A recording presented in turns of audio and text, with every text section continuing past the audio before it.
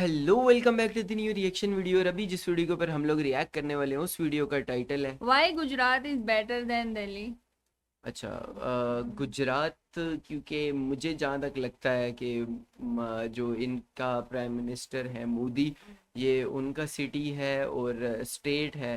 तो इस वजह से गुजरात जो है ना ज़्यादा अच्छा दिखता होगा, क्योंकि इससे पहले भी हम लोगों ने बहुत सारी ऐसी वीडियोस देखी हैं गुजरात के सिटीज़ की। कुछ ऐसे गुजरात के सिटीज़ हैं जो कि दिखने में बहुत ज़्यादा प्यारे हैं बाकी पूरे के पूरे कंट्री से। तो लेट्स गो स्टार्ट करते हैं और देखते हैं इस वीडियो में क्या है। और आप लोगों का क्या ओपिनियन है, गुजरात से हैं या दिल्ली से हैं, कमेंट सेक्शन के अंदर लाजम से बताना है। चैनल तो को अगर सब्सक्राइब नहीं किया तो वो भी लाजिम कर लीजिए। शुरू करते हैं वीडियो को। ये है दिल्ली का मैप और ये है अहमदाबाद का मैप। इन दोनों ही सिटीज के बीचों बीच से एक रिवर बहती है, लेकिन इन दोनों ही रिवर्स के रिवर बेड की हालत एक दूसरे से बिल्कुल अलग है। ये है यमुना का रिवर बेड। बहुत ठंडा है ये तो। The composition of the liquid गंदा है। has changed. It doesn't have any properties of water left. और ये है साबरमती का रिवर बेड। ओह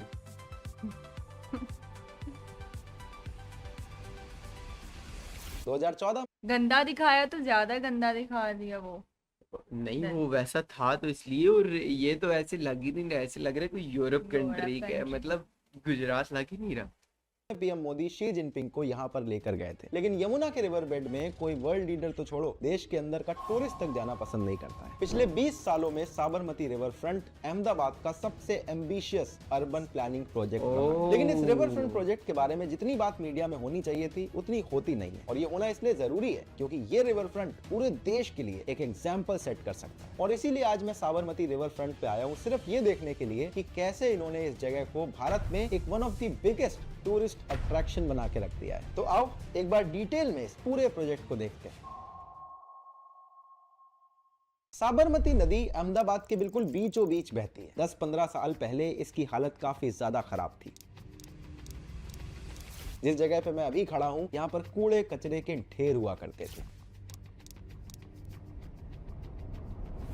ये गुजरात है?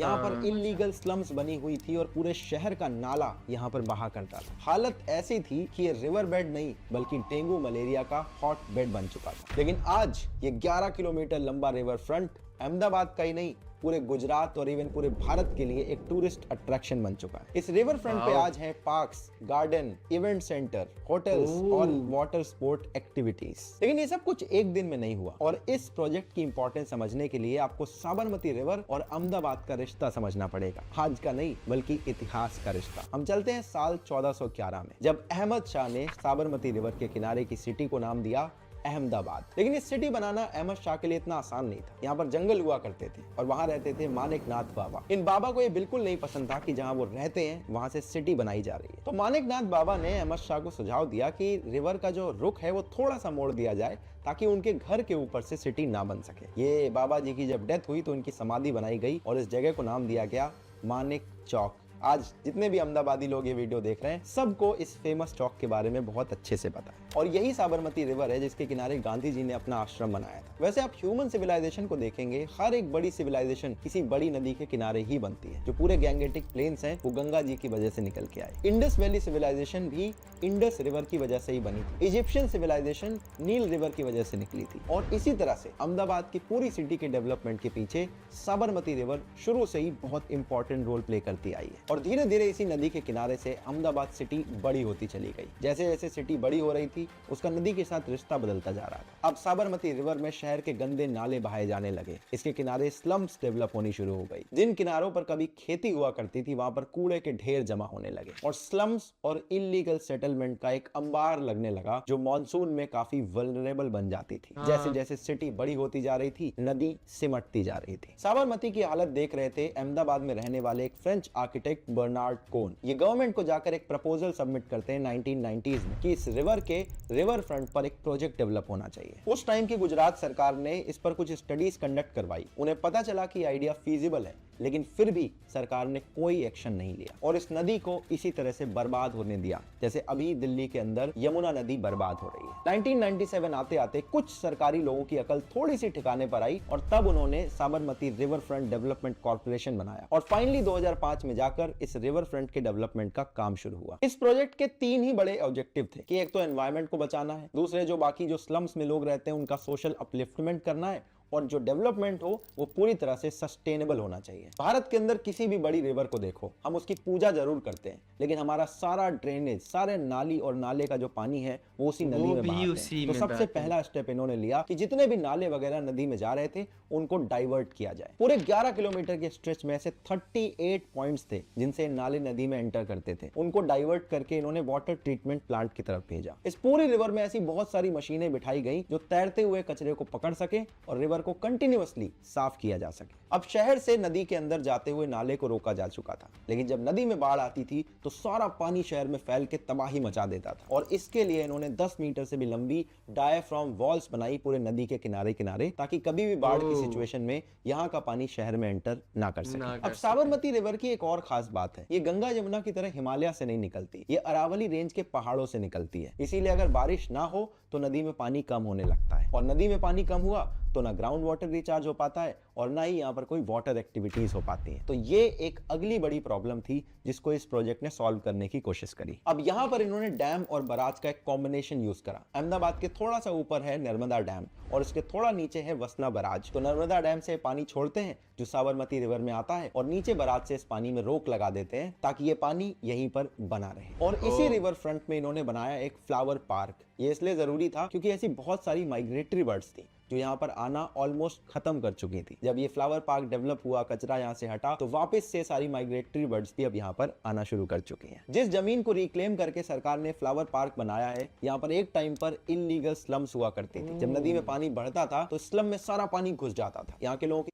यार सारे के सारे चैलेंजेस अपनी तरफ, स्लम्स एरिया को खाली कराना अपनी एक तरफ, क्योंकि ये लोग बहुत मुश्किल से जगह छोड़ते हैं।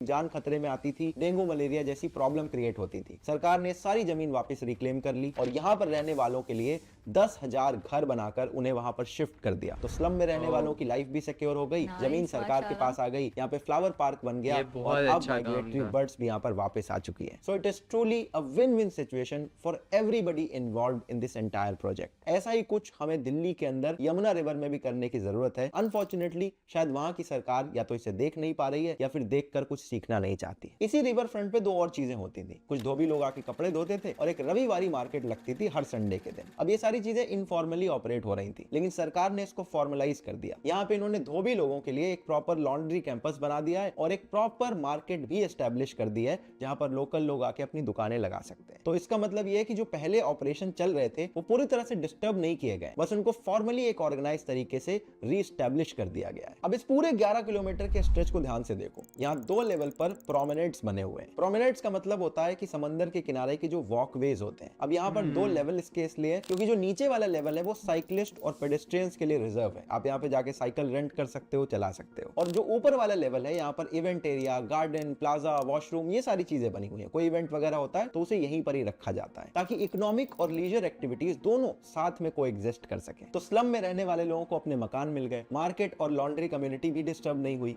यहाँ पर लीजर एक्टिविटीज भी हो रही है, इकोनॉमिक एक्टिविटीज भी हो रही है, माइग्रेटरी बर्ड्स वापस आ गई है, फ्लावर पार्क बना हुआ है, नदी में कोई नाला नहीं गिर रहा है और नदी का पानी बारिश के टाइम पर शहर में भी वापस नहीं घुस रहा है। तो एक तरह से ये 100% एनवायरनमेंट को ध्यान में रख के बनाया हुआ प्रोजेक्ट। तो यहाँ पर एनवायरनमेंट भी सिक्योर हो रहा है और सोशल अपलिफ्टमेंट भी हो रहा है। सरकार ने यहाँ पर इस बात का भी ध्यान रखा कि प्रोजेक्ट का जो पैसा है वो इसी प्रोजेक्ट की लैंड से निकल कर आ जाए। 14% लैंड को इन्होंने प्राइवेटाइज कर दिया। अब पूरे सिटी के बीचों बीच का एक प्राइम लैंड है, तो यहाँ पर कोई भी इंसान खरीद के कुछ भी बना सकता है। बस सरकार की तरफ से 2-4 रूल रेगुलेशन है, उसको फॉलो करना होगा। अब सरकार को जो इस लैंड के सेल से पैसा मिला वो पैसा इनफ था बाकी पूरे प्रोजेक्ट के डेवलपमेंट के लिए और इसीलिए इसे सेल्फ फाइनेंसिंग मॉडल बोला जा रहा है। अहमदाबाद का ये साबरमती प्रोजेक्ट मेरे हिसाब से पूरे देश के लिए एक एग्जाम्पल एग्जाम्पल बन सकता है। दिल्ली के पास भी 48 किलोमीटर का यमुना जी का स्ट्रेच है, लेकिन इस पूरे स्ट्रेच में 2% एरिया पड़ता है वजीराबाद से ओखला के बीच में, और इसी 2% एरिया की वजह से पूरे यमुना में 76% पोल्यूशन आज के दिन में हो रहा है। सरकार अगर साबरमती रिवर फ्रंट से कुछ लेसन ले ले और इस पोल्यूशन को कम करके यहाँ पर रीडेवलपमेंट का काम शुरू कर दे, तो मेरे हिसाब से ये पूरी दिल्ली और पूरे देश के लिए एक गेम चेंजिंग प्रोजेक्ट बन सकता है। दिल्ली के